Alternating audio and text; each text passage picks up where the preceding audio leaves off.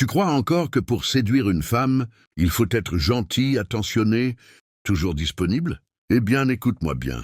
La gentillesse seule ne séduit pas, elle repousse. Et si tu veux comprendre pourquoi tu n'as jamais le respect ou l'attention que tu mérites, reste jusqu'à la fin. Parce que je vais t'expliquer une vérité que personne n'ose dire.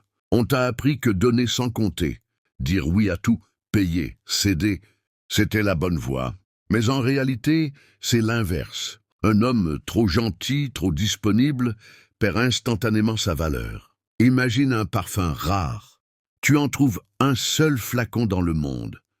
Il a une valeur énorme. Maintenant, imagine ce parfum disponible partout, à volonté. Plus personne ne le désire. Ton temps, ton attention, ta présence, c'est exactement pareil. Si tu les offres sans condition, elles perdent tout leur prix. Tu dois comprendre une règle d'or. Ce n'est pas toi qui dois courir après. C'est elle qui doit mériter ton attention. Être le prix, ce n'est pas être froid ou cruel. C'est être sélectif. Un homme qui se respecte ne se plie pas à tous les caprices. Il choisit. Il pose ses conditions. Et c'est précisément ce qui rend sa présence rare, précieuse, irrésistible. Exemple, elle veut changer l'heure du rendez-vous à la dernière minute. Si ça ne te convient pas, tu refuses. Pas de colère, pas d'explication longue. Juste un « désolé, ça ne marche pas pour moi ». Tu restes ferme et soudain, tu deviens différent. Parce que 90% des hommes auraient dit oui. Les femmes testent les hommes, toujours. Et la majorité des hommes échouent à ces tests sans même s'en rendre compte. Pourquoi? Parce que ces tests ne sont pas rationnels. Ils sont émotionnels. Elles veulent savoir si tu es solide, si tu as une colonne vertébrale. Alors elles vont essayer de déplacer tes limites, voir si tu plies. Et à chaque fois que tu tiens bon, leur respect grandit. Je vais te raconter une histoire. Un ami à moi, un gars bien, trop bien. Il disait toujours oui. Il payait, il cédait, il s'adaptait. Il pensait que ça allait la rendre heureuse. Résultat, elle l'a quitté pour un autre mec. Pourquoi? Parce que l'autre savait dire non. Parce qu'il imposait un cadre. Parce qu'il inspirait confiance. Tu vois, la gentillesse sans force n'attire pas. Elle fatigue. Le mot le plus puissant que tu puisses prononcer dans une relation, ce n'est pas « je t'aime », c'est « non ». Un jour, une femme m'a demandé de lui payer son Uber.